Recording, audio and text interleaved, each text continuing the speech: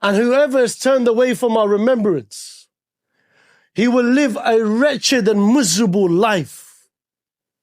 Are we not miserable, bro? Are we not sad? Are we not depressed? Are we not forgetting the book of Allah subhanahu wa ta'ala?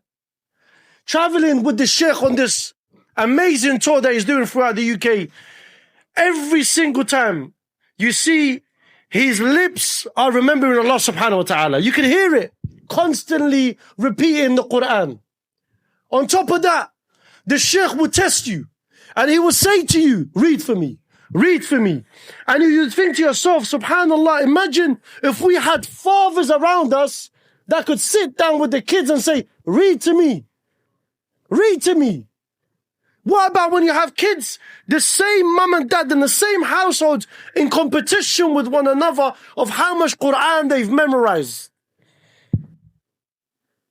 You're special to Allah. You're already gifted. Allah gave you this deen, whether you like it or not, but Allah gifted it to you. There is people that wake up as a Muslim, it takes one action that you do, or one word that you utter that takes you away from the fold of Islam completely. And how many non-Muslims do we know that wake up as a kafir? By the end of the night, they become a Muslim. And that guidance comes from none other than Allah subhanahu wa ta'ala. We might plant the seed. They might love our character. They might love the way we carry ourselves as believers, with our manners and our etiquettes. But the direct guidance only comes from Allah.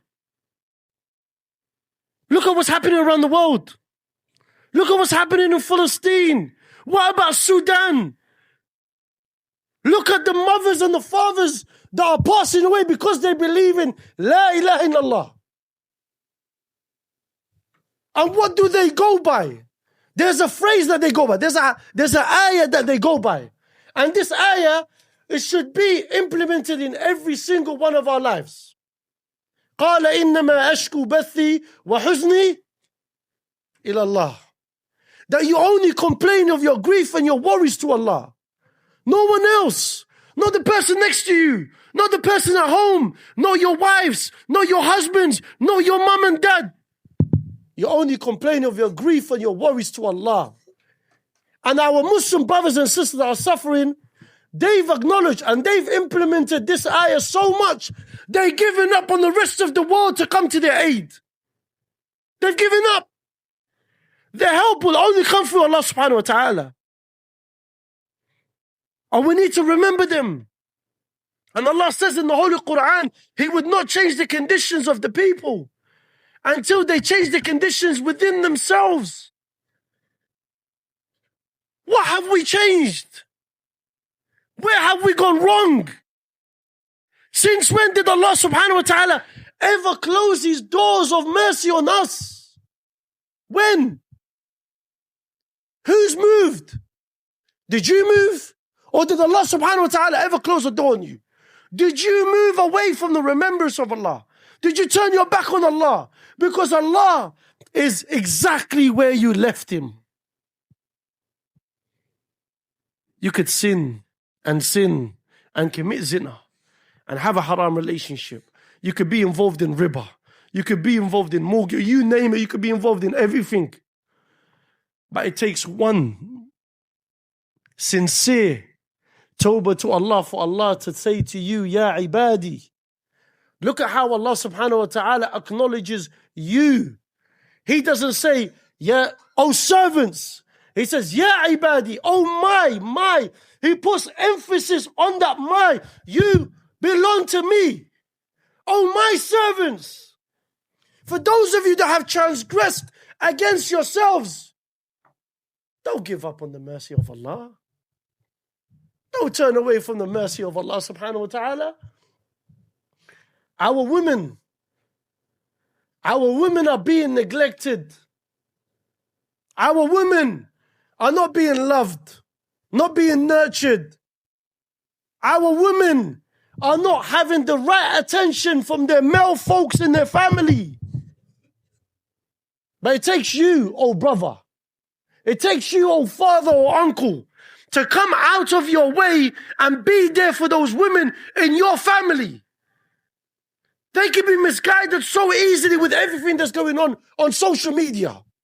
But because they don't have men in their life, that's an example. Where should they start? Where should they look to?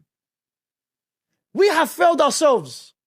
Before failing our own families, bro, we need to fix up. We need to fear Allah. And we can't keep pointing fingers at women thinking, you know what, subhanAllah, this woman's like this and this woman like this. Based on what is apparent, yes, we could criticize them, yes. But the reality is the same women we're pointing fingers at are the same women we live with. Our own families, we don't even advise like that. We need to change, man. We got so many males in this ummah, but not enough men. Where are the men gone? Having a beard, having a thobe that I wear in front of you doesn't make me a good believer. It just makes me a Muslim. Your identity is what you do between you and Allah subhanahu wa ta'ala. Your identity is the relationship you have with the Qur'an. I don't care about the borders. I don't care about the flags. I don't care about nothing. The fact that we're Muslims, that's enough. I don't care about your color skin. I don't see black. I don't see white. I don't see nothing. I see Islam in you. Put your differences aside. And wallahi, there will come a day for whatever you looked at, whatever you spoke about, whatever haram you done, you would stand in front of Allah subhanahu wa ta'ala and it will be taken against you. Worship Allah. حَتَّى يَأْتِيَكَ الْيَقِينَ. Worship Allah until certainty comes to you. What does Allah talk about when He says, until certainty comes to you? There's only one thing that's certain in this world. And that's death. Death is going to come to every single one of us, bro. Go home. Cherish your parents. Love your fathers. Love your mothers, bro. I'm going home now. I ain't got a mother to go back to. 3 years today. She passed away. 3 years. The pain doesn't get easier. Nothing gets easier without her. Because your best friends in this dunya, bro, is your mum and your dad. Wallahi. If you cherish and love them and nurture them, you would understand that your parents would see something in your friends that you have around you that no one else can see. They're the ones that deserve the attention and the love and the nurture. They're the ones, bro. So when you leave here today, you make an oath within yourself that maybe one of the reasons why the ummah is suffering the way it is, maybe the reason why our mothers and our sisters and our brothers and men are being tortured and raped and killed is because of the man that you see in the mirror. It's because of the man you see in the mirror. I'm not the best of husbands. I'm not the best of fathers to my kids. I'm not the best of worshipper towards Allah subhanahu wa ta'ala. But it's time for you guys to change, inshallah wa ta'ala. It's time for me to change. This is a reminder for myself. So when you see me shouting, and when you see me being passionate, wallahi, it's a reminder to myself. I'm speaking to myself. Because I'm the waste man. I'm the scumbag. I'm the one that doesn't worship Allah the way He deserves to be worshipped or fears Allah the way He deserves to be feared. But today is a day of change. Today is a day where you get closer to Allah subhanahu wa ta'ala and make the Qur'an your best friend. Your best friend. I love you all dearly for the sake of Allah subhanahu wa ta'ala. And inshallah wa ta'ala, I can't wait to come back to Manchester. I'm so glad Sheikh Muhammad Ali isn't here, bro. Subhanallah, alhamdulillah, wallahi, I hope he sees this. Because when visitors and guests come, he kidnaps them.